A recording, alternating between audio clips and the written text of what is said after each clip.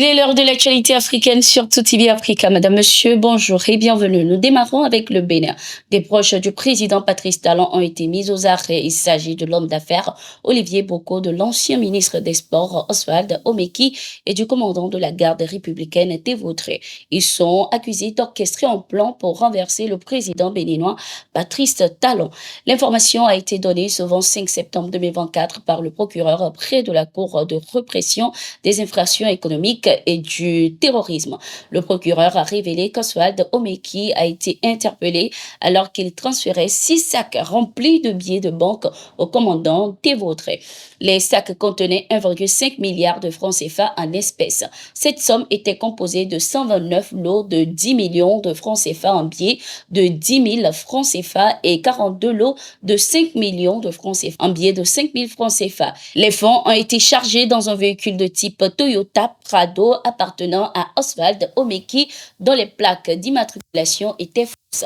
C'est à ce moment précis que la brigade criminelle a procédé à l'arrestation de Meki et du commandant Tévautré. Les premiers éléments de l'enquête révèlent que cet argent était destiné au commandant de la garde républicaine chargé de la sécurité du chef de l'État béninois pour le corrompre. À cela s'ajoute l'ouverture d'un compte bancaire à NCA Banque Côte d'Ivoire au nom du commandant Tévautré avec un solde initial de 105 millions de francs CFA. Ce compte financé par Oswald Omeki et Olivier Boko aurait été destiné toujours au commandant. Les résultats de l'enquête ont également indiqué que ces hommes planifiaient de faire le coup d'État le 27 septembre 2024.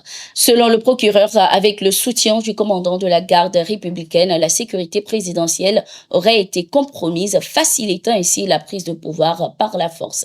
Les 3 hommes sont actuellement placés en garde à vue et soumis à des interrogations par la brigade criminelle. Le procureur a également laissé entendre que l'enquête est toujours en cours pour identifier également les autres complices. L'activiste Kémy Séba a une fonction de plus depuis quelques mois déjà. Il est conseiller du président de transition du Niger, le général Abdourahmane Tiani. Cela lui donne droit à un passeport diplomatique sur lequel il est mentionné son nouveau titre.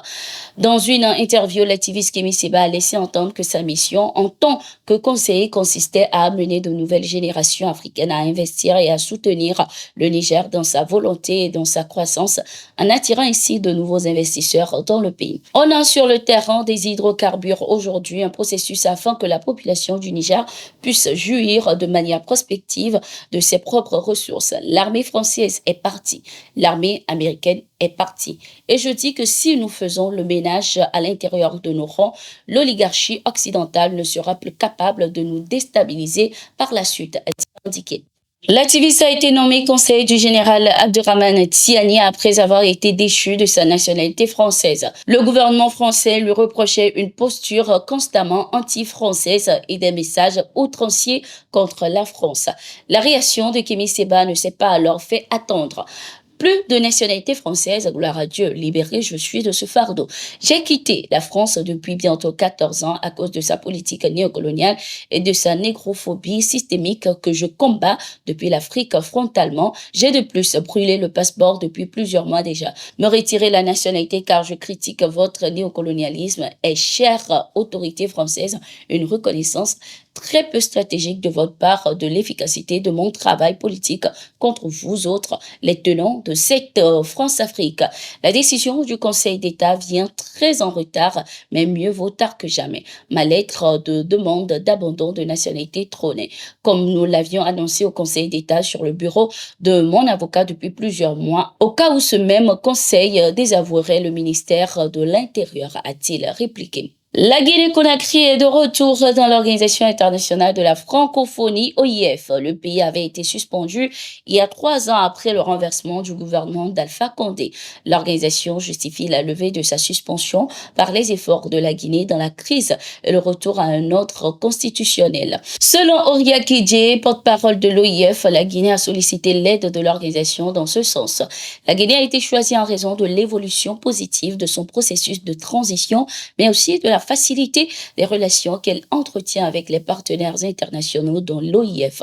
Pour l'instant, c'est le seul pays qui s'est montré assez ouvert à une collaboration de ce type pour l'accompagnement de son processus de transition. Mais bien entendu, l'OIF est ouverte et disponible pour accompagner d'autres États suspendus pour un processus similaire. C'est tout le but de cette démarche, a-t-elle indiqué. Cette démarche de soutien de l'OIF a été saluée par les autorités guinéennes qui comptent continuer sur cette lancée pour ne pas décevoir les partenaires internationaux.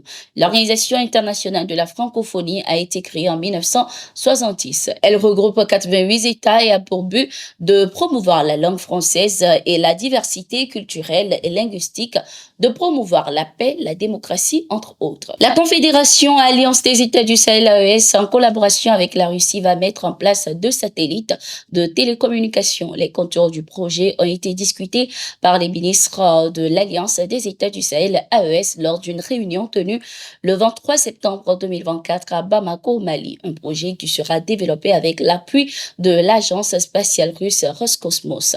Ce projet, qui a déjà été réalisé en Angola, permettra aux 3 pays du Sahel, notamment le Mali, le Burkina Faso et le Niger, d'améliorer la couverture et l'utilisation des services de télécommunication. Le projet permettra également une connectivité haut débit, accès à l'Internet haut débit, notamment dans les zones mal desservies, des communications sécurisées, établissements de liaison de communication confidentielles et protégées, entre autres. Selon le ministre Sano, ce satellite permettra aux 3 pays la diffusion de signaux de télé et radiodiffusion sur tout le territoire de l'Alliance des États du Sahel. La société Roscosmos est une entreprise d'État russe responsable des activités spatiales. Elle gère le programme spatial civil russe. Le choix de cette société pour la réalisation des satellites de l'AES témoigne de l'engagement de la Russie à soutenir les pays membres de l'Alliance dans tous les domaines. C'était tout pour cette édition. Merci d'être resté avec nous. Nous sommes en continu sur nos différentes plateformes. À tout de suite.